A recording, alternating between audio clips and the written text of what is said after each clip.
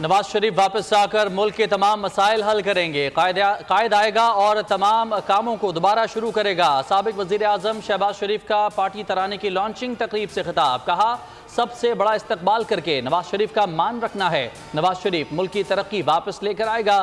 پوری قوم متحد ہو کر اپنے قائد کا استقبال کرے گی۔ لہو گرما دینے والا پارٹی ترانہ پیش کرنے پر مریم نواز کو مبارکباد پیش کی۔ نون لیگ پاکستان کی سب سے بڑی جماعت ہے۔ ماضی بھی نون لیگ کا تھا، مستقبل بھی نون لیگ کا ہے۔ مریم نواز کا لاہور میں تقریب سے خطاب۔ کہا نواز شریف ملک کو دوبارہ ترقی کی راہ پر گامزن کریں گے۔ کارکنوں نے میاں صاحب کے استقبال کی پوری تیاری کر رکھی ہے۔ مریم نواز نے فلسطینی عوام سے بھی یکجہتی کا اظہار کیا۔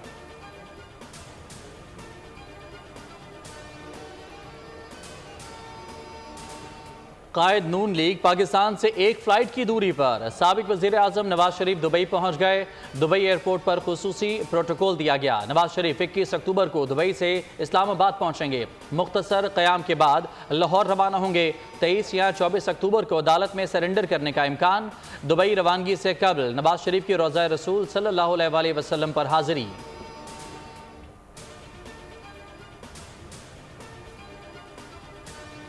نواز شریف کو وطن واپسی پر گرفتار نہ کیا جائے۔ اسلام آباد ہائی کورٹ اور احتساب عدالت نے احکامات جاری کر دیے۔ دونوں عدالتوں میں نواز شریف کی 24 اکتوبر تک حفاظتی ضمانت منظور ہو گئی۔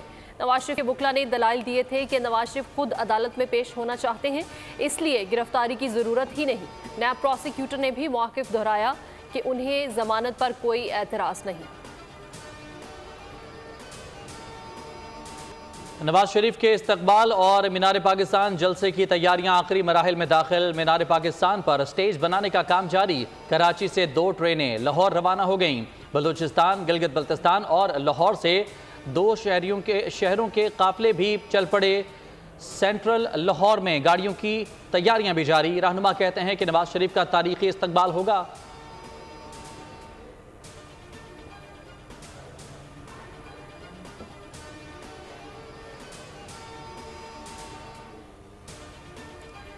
چیئرمین پی ٹی آئی کے خلاف توہین الیکشن کمیشن کیسز سماعت کے لیے مقرر۔ اسد عمر اور فواد چودھری کے خلاف بھی کیسز سماعت کے لیے مقرر۔ الیکشن کمیشن کا 4 رکنی بینچ 24 اکتوبر کو کیسز پر سماعت کرے گا۔ چیئرمین پی ٹی آئی اسد عمر اور فواد چودھری پر فرد جرم عائد ہوگی۔ تینوں رہنماؤں کو ذاتی حیثیت میں پیش ہونے کی ہدایت۔ شمالی اور جنوبی وزیرستان میں سیکیورٹی فورسز کا آپریشن۔ شمالی وزیرستان کے علاقے گھڑیوم میں ہونے والی جھڑپ میں 6 دہشت گرد مارے گئے۔ مطلوب دہشت گرد سرغنہ حضرت زمان اور خاورے بھی مارا گیا۔ آپریشن کے دوران پاک فوج کے 3 سپوت بھی شہید۔ 14 میں لانس نائک تبسم الحق، سپاہی نعیم اختر اور عبدالحمید شامل۔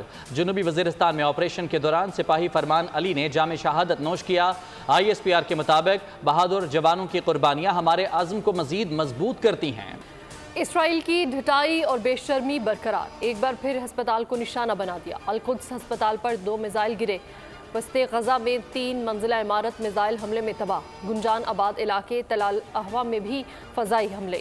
تازہ اسرائیلی حملوں میں 7 فلسطینی شہید۔ 24 گھنٹوں میں مزید 72 فلسطینی شہید ہو چکے ہیں۔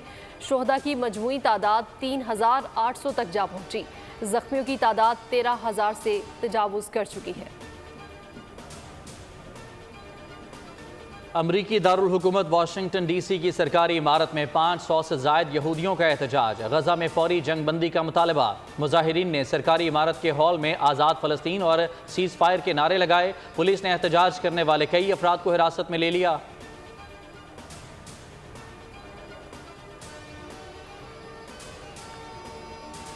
23 لاکھ افراد، صرف 20 ٹرک امداد۔ عالمی برادری کی امداد کے نام پر اہل غزہ کے زخموں پر نمک پاشی۔ جو بائیڈن کی $100 ملین کی امداد نے حاتم طائی کی روح کو بھی شرما دیا۔ غزہ کے باسی 2 ہفتے سے بھوکے پیاسے ہیں۔ زخمی دوائیں نہ ملنے پر دم توڑ رہے ہیں۔ بھوک سے بلکتے بچے دنیا سے سوال پوچھتے ہیں، کیا دنیا کا یہ احسان عظیم دکھوں کے مداوے کے لیے کافی ہوگا؟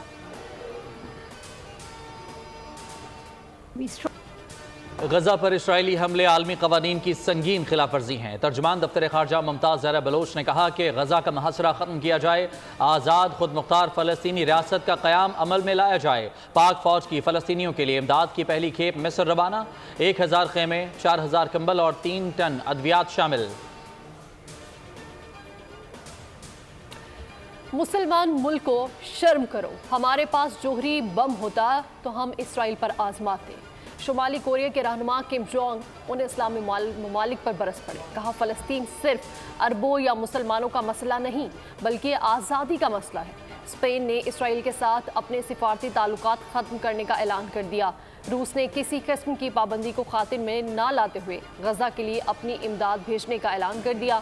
امریکہ اور اسرائیل دونوں مشکل میں پڑ گئے۔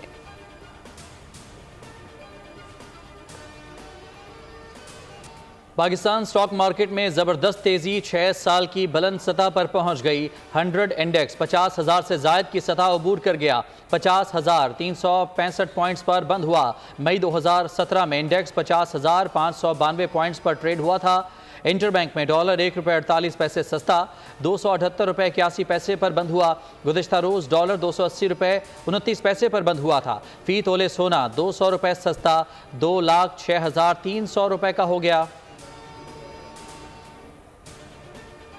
بھارت نے بنگلہ دیش کو 7 وکٹوں سے ہرا دیا۔ پونے میں کھیلے گئے میچ میں پہلے بیٹنگ کرتے ہوئے بنگلہ دیش نے 8 وکٹوں پر 256 رنز بنائے تھے۔ بھارت نے 3 وکٹوں کے نقصان پر 43ویں اوور میں ہدف حاصل کر لیا۔ وراٹ کوہلی نے 103 رنز بنائے۔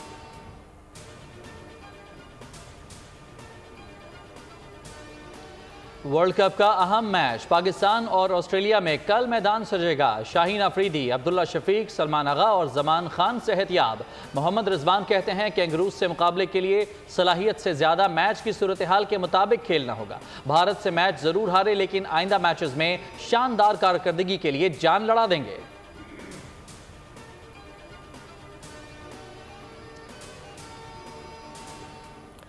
معروف قانون دان ایس ایم ظفر 93 برس کی عمر میں انتقال کر گئے۔ وہ پاکستان کے وزیر قانون رہے، 2003 سے 2012 تک سینیٹر رہے، کئی اہم ملکی اور بین الاقوامی مقدموں میں کامیابی حاصل کی۔ 2011 میں صدارتی ایوارڈ اور نشان امتیاز سے نوازا گیا۔ سدا بہار آواز کی مالک گلوکارہ زبیدہ خانم کو مداحوں سے بچھڑے 10 برس بیت گئے۔ کم و بیش 150 اردو اور پنجابی فلموں کے لیے زبیدہ خانم نے 244 گیت گائے۔ انہوں نے بطور اداکارہ بھی اپنی صلاحیتوں کا لوہا منوایا۔ سبسکرائب کریں اور بیل دبائیں تاکہ کوئی خبر رہ نہ جائے۔